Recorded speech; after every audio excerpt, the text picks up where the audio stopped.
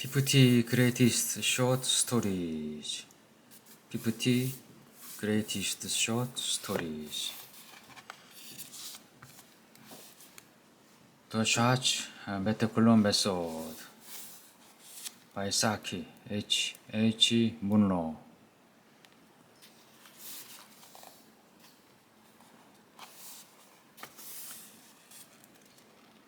Andy Carrollta stepped out onto the platform of the small wayside station and took a turn or two up and down each on interesting lengths to kill time till the train should be pleased to proceed on its way.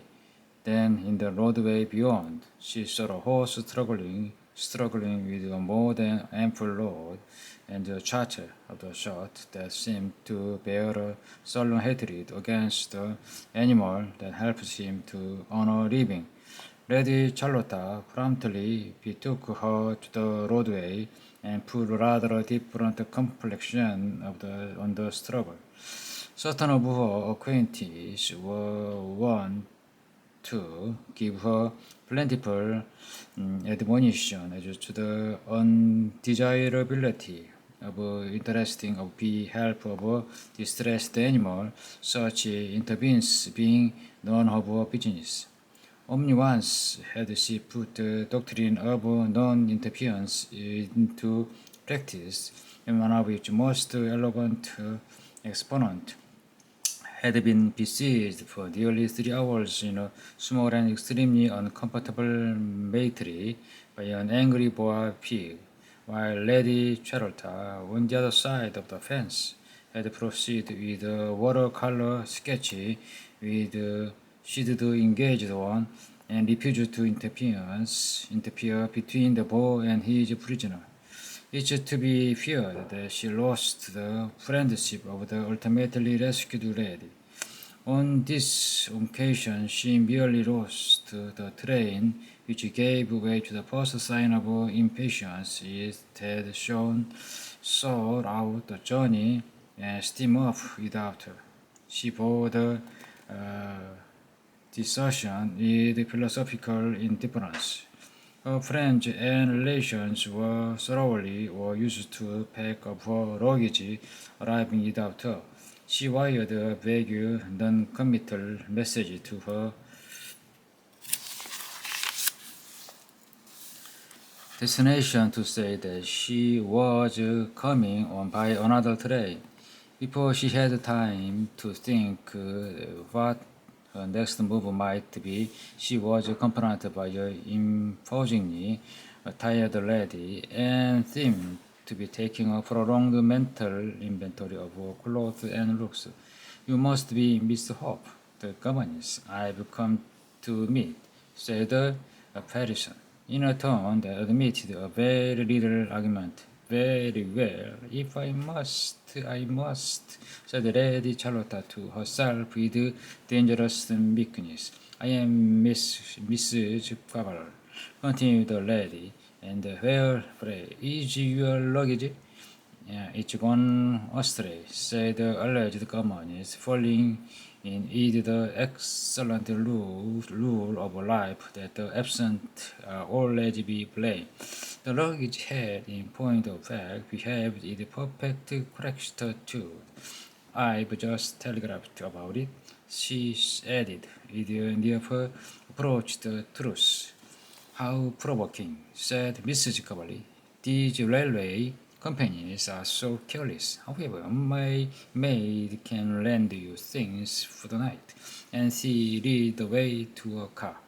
During the drive to the Quaval mansion, Lady Charlotta was impressively introduced to the nature of the charge that had been thrust upon her. She learned that Charlotte and Wilfred were delicate, sensitive young people, that Irene had the artistic temperament highly developed, and Viola was something or other else of the mold, equally commonplace among children of the class and wife of the 20th century.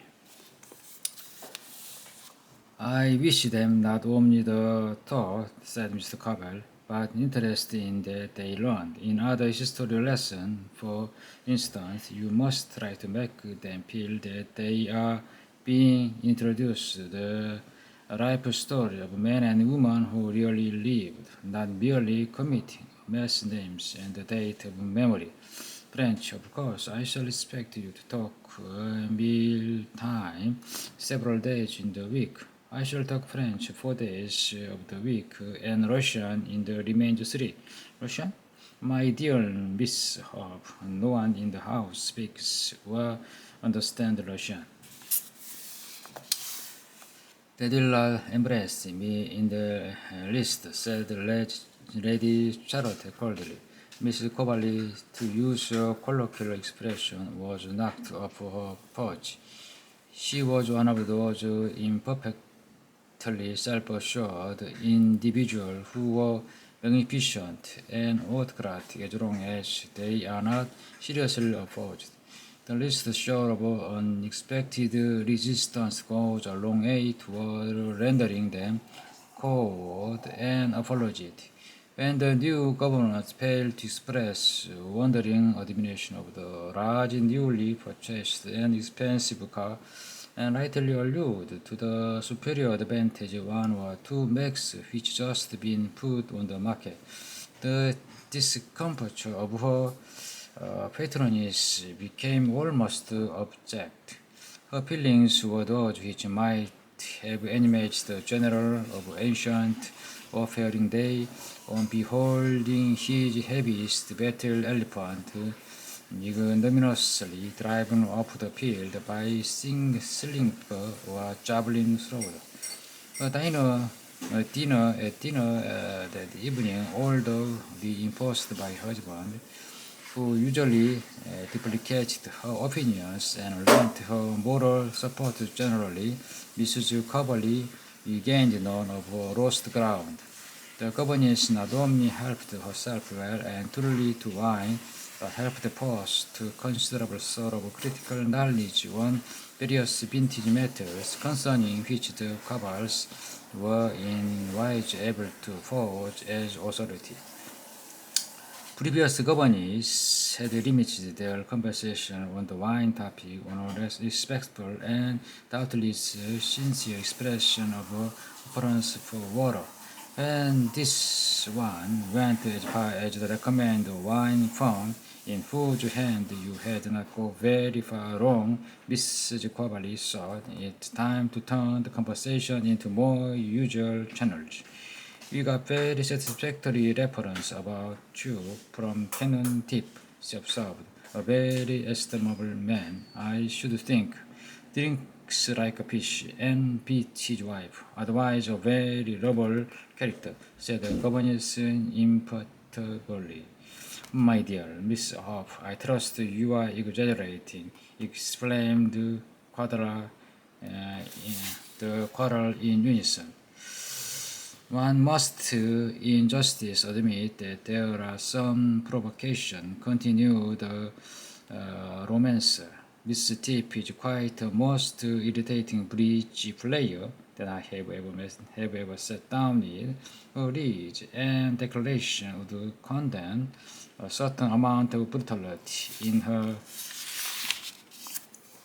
partner, but to sauce her with the content of the omni soda water siphon in the house on a sad Sunday afternoon, when I couldn't get another argued indifference to the comfort of others which I can altogether overlook.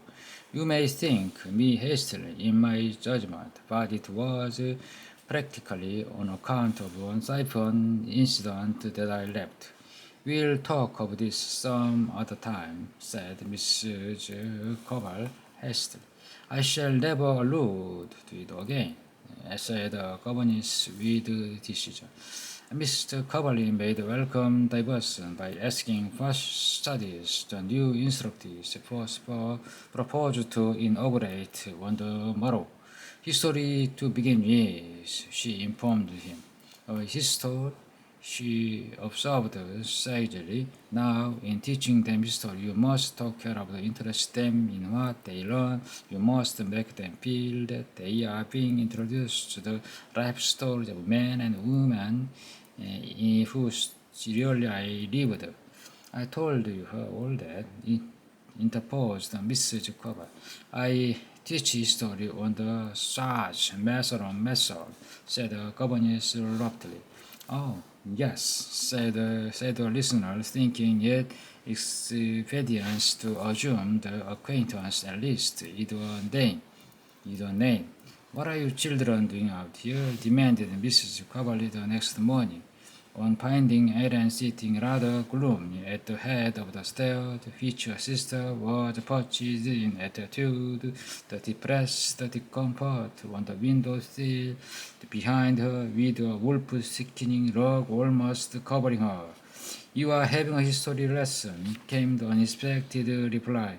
I am supposed to be Rome and Viola up there in the sea wolf, not a real wolf, but the figure of none the Romans used to set story by.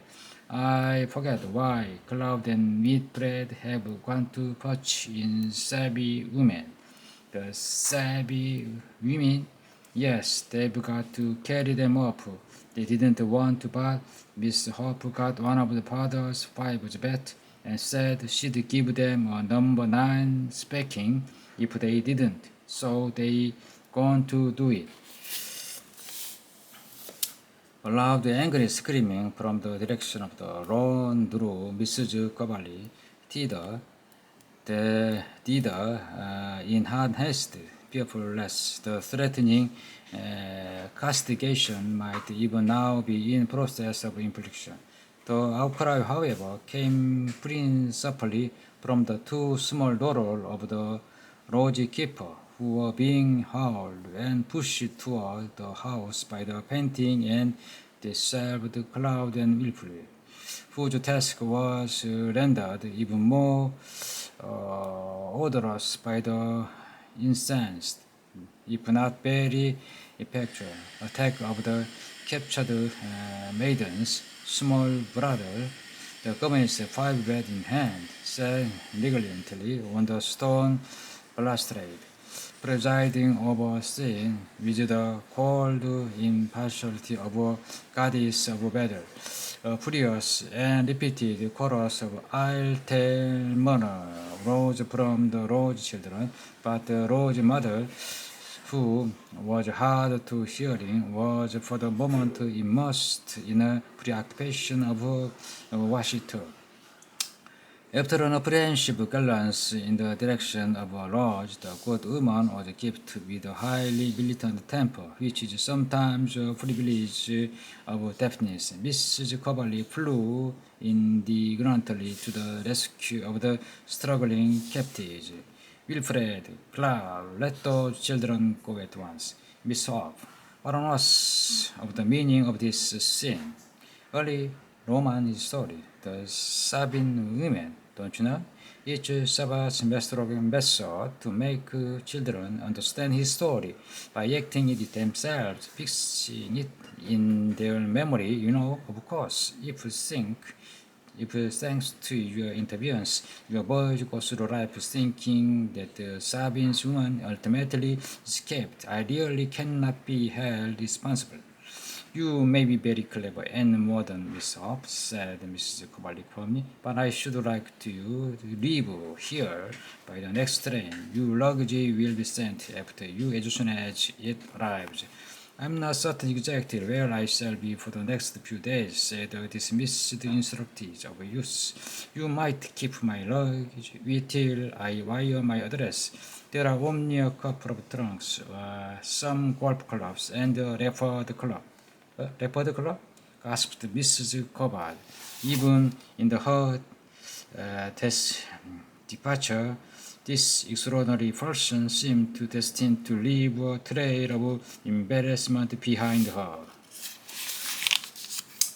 Well, it's another left off being a cop. It's more than half ground, you know. A foul every day and a rabbit on Sunday is what it usually gets. Raw beef makes it too excitable. Don't trouble about getting the car for me. I rather inclined for a walk. The lady chariot strode out the cavalier horizon, the advent of the genuine Miss Hope, who had made a mistake as to the day on which she was due to arrive, caused the turmoil which that lady was quite unused to inspiring. Obviously, the Quadral family had been woefully befooled, but a certain amount of relief came with the knowledge. "How tiresome for you, dear Charlotte," said her hostess, when the overdue guest estimately arrived. "How very tiresome losing your train and having to stop overnight in a strange place." "Oh, dear, no," said the Red Charlotte, "not at all tiresome for me."